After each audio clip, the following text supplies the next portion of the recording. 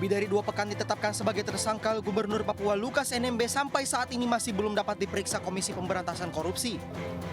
Bahkan ratusan warga Papua menggelar aksi unjuk rasa menolak penetapan Gubernur Papua sebagai tersangka kasus korupsi. Demo dipusatkan di Taman Imbi, Kota Jayapura. Massa bergerak dari sejumlah titik diantaranya daerah Sentani, Expo Waena, Abepura, Angkasa, dan daerah Yapis.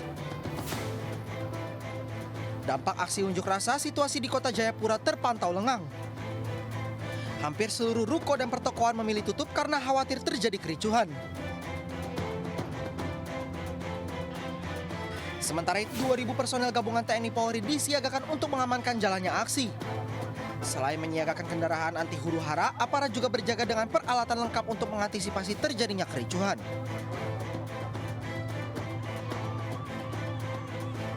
Pasca demonstrasi pendukung Gubernur Papua Lukas NMB, kepolisian daerah Papua mengamankan 14 warga yang kedapatan membawa senjata tajam.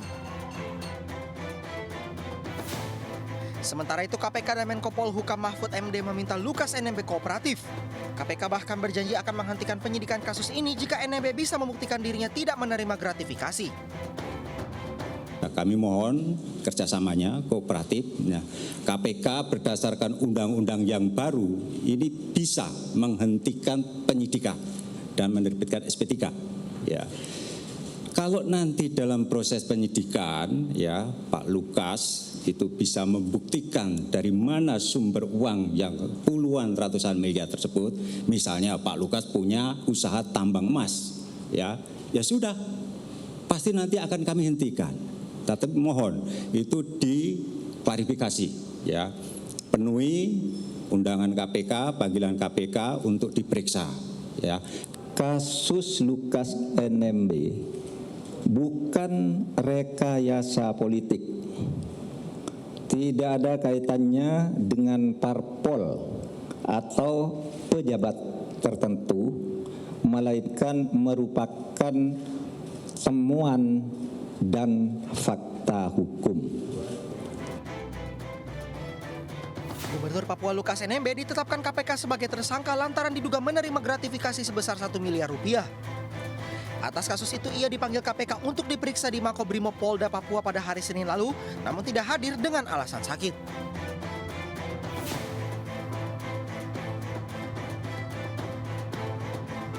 KPK diharapkan tegas dan menunjukkan tajinya dalam kasus Lukas NMB. Dan selain Mas Tama dan Bung Pigai, sudah juga hadir melalui sambungan Zoom Nurul Gufron, Wakil Ketua KPK. Selamat malam, Assalamualaikum. Waalaikumsalam, selamat malam semuanya. Baik, saya langsung, tadi kita sudah banyak diskusi dan dalam konteks ini kehadiran Mahfud MD dikhawatirkan KPK terbawa dalam nuansa politik dalam penanganan kasus ini. Bagaimana tanggapan Anda? KPK sebagaimana diamanatkan di Undang-Undang 30 2002 ya, KPK memiliki kewenangan untuk melakukan penyelidikan, penyidikan, dan penuntutan. Sehingga pentersangkaan saudara Lukas NMB itu semuanya berdasarkan alat bukti permulaan yang kami temukan. Jadi tidak ada kaitannya dengan nuansa politik ataupun apapun.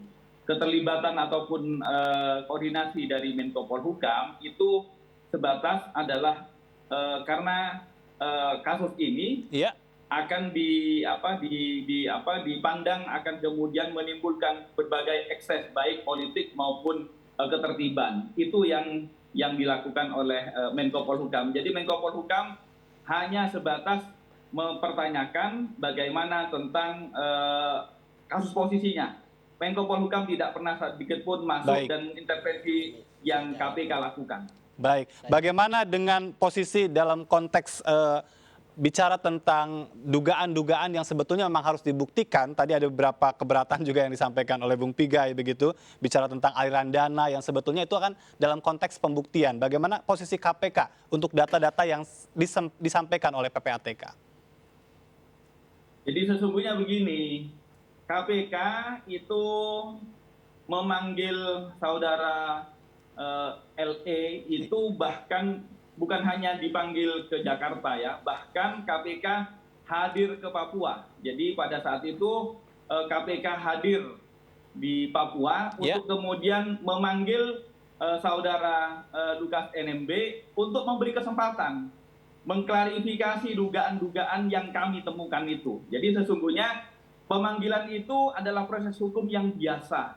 Baik. Dan karena itu kami berharap dalam forum yang yang tersiarkan sampai ke Papua ini, mudah-mudahan juga masyarakat memaklumi bahwa ini adalah kesempatan yang diberikan oleh hukum, bukan hanya KPK, tapi hukum yang memberikan kesempatan untuk mengklarifikasi. Kalau ternyata misalnya dugaan-dugaan, namanya penyelidikan dan penyidikan masih statusnya adalah dugaan ya. Jadi belum ada penentuan bersalah atau tidak, hanya dugaan berdasarkan alat-alat bukti yang kami kumpulkan. Seandainya, sekali lagi, dalam proses pemanggilan dan kemudian dipenuhi oleh saudara LE tersebut dan saudara LE memberikan bukti-bukti sebaliknya, tentu semuanya akan bisa terklarifikasi. Ini adalah kesempatan yang diberikan kepada hak tersangka untuk mengklarifikasi. Baik, saya ingin minta tanggapan dari Mas Tama, bicara tadi tentang pernyataan dari Bung Pigai, ini politis begitu kan, dan biasa memang selalu ada saja kasus yang melibatkan politisi, ini pasti politik gitu. Ya, kalau saya tetap berpandangan Kang Ajat, ini kan kalau corruption is the dark side of politics, justru memang korupsi ini sisi gelap dari politik gitu ya. Nah itu poin yang kemudian kita bisa lihat. Nah poin lainnya adalah kalau kita bicara soal apa yang dilakukan oleh Pak Gufron dan tim, ini adalah soal penegakan hukum. Dan kemudian apa ukurannya? Apakah dia pendapat? Apakah dia pandangan? Tidak. Law is everything about evidence. Nah, buktinya apa? Nah, ini yang kemudian memang sedang dalam upaya untuk diklarifikasi. Jadi memang saya menilai ini perkara yang biasa saja. Biasa dalam arti menangani perkara yang berhubungan dengan kepala daerah. Yang tentu saja tadi kepala daerah dia punya hak. Punya hak untuk melakukan pra-peradilan, punya hak untuk menyanggah, membantah dan lain sebagainya. Jadi Anda melihat memang ini sudah dalam koridor hukum begitu. Sudah dalam koridor hukumnya. Kalau kemudian ada reaksi, justru kita juga berharap ya rekan-rekan yang ada di Papua justru juga kita sama-sama menahan diri ya. Baik. Jangan sampai atau jangan-jangan ini sampai malah yang mempolitisasi itu adalah pihak dari tersangka begitu. Tersangka gimana Pak Mahfud saja udah konferensi pers, sudah otomatis masuk dalam inner circle politik. Soal penegakan hukum, ingat ya, penegakan hukum itu anggarannya hanya boleh pakai APBN, tidak boleh dikasih oleh orang lain. Soal penegakan hukum tidak boleh diintervensi orang lain. Soal penegakan hukum tidak boleh kerjasama dengan orang lain, sekalipun menteri dan presiden. Presiden pun tidak boleh minta pendapat. Padahal presiden bisa memimpin auxiliary body sekaligus the government unit.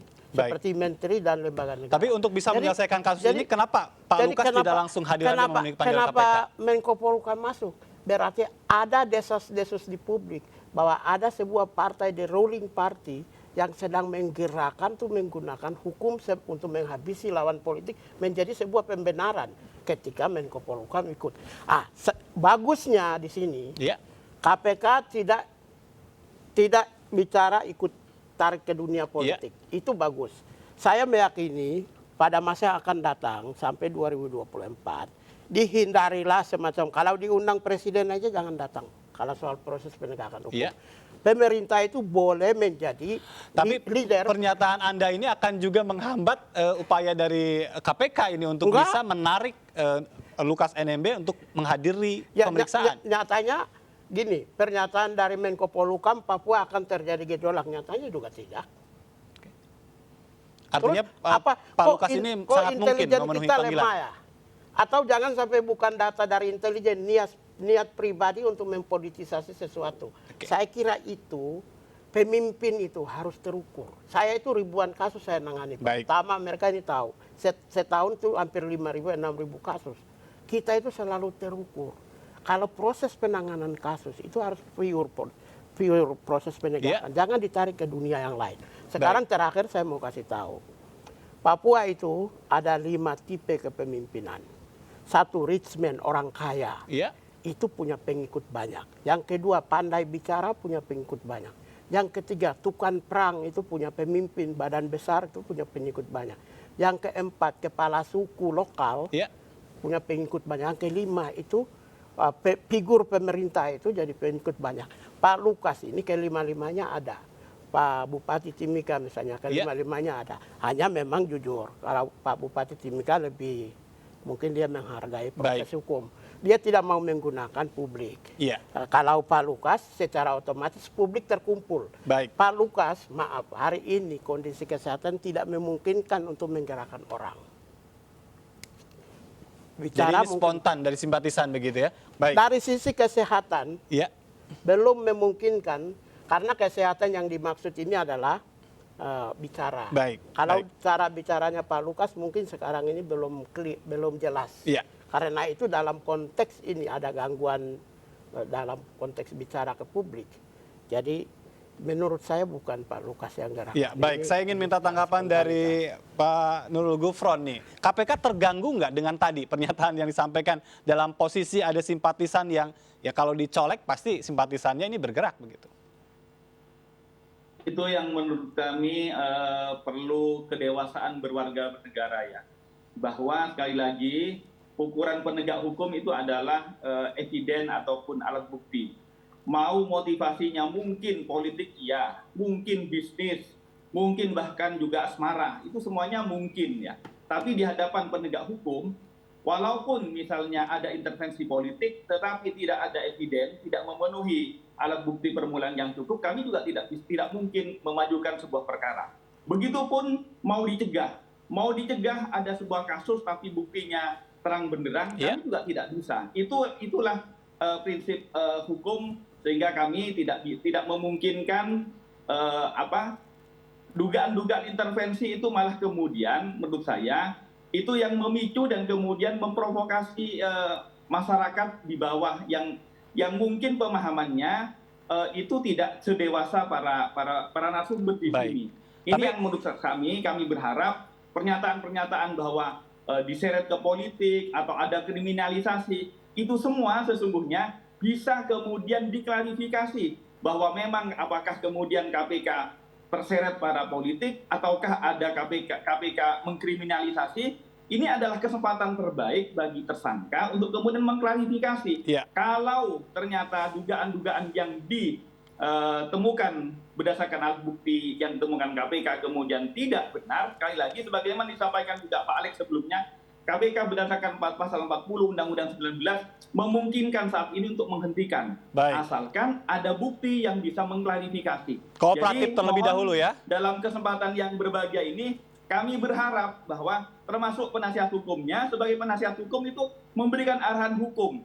Bukan kemudian menggerakkan dan memberikan pelindungan hukum berdasarkan tameng warga. Ini malah tidak menyehatkan dan bahkan kemudian warga yang tidak tahu apa-apa, yang tidak bersalah, kemudian diseret pada persoalan hukum orang lain. Ini yang menurut saya, mari kita sama-sama saling terus mendewasakan dalam bernegara hukum. Ya, bagaimana dalam posisi kejepit begitu ya, dalam konteks eskalasi yang tadi muncul, jika ini berkepanjangan, lalu seperti apa langkah-langkah KPK untuk bisa menunjukkan tajinya? Nanti kita akan bahas, ada satu segmen lagi, tetap bersama kami, tetap di MNC News Prime.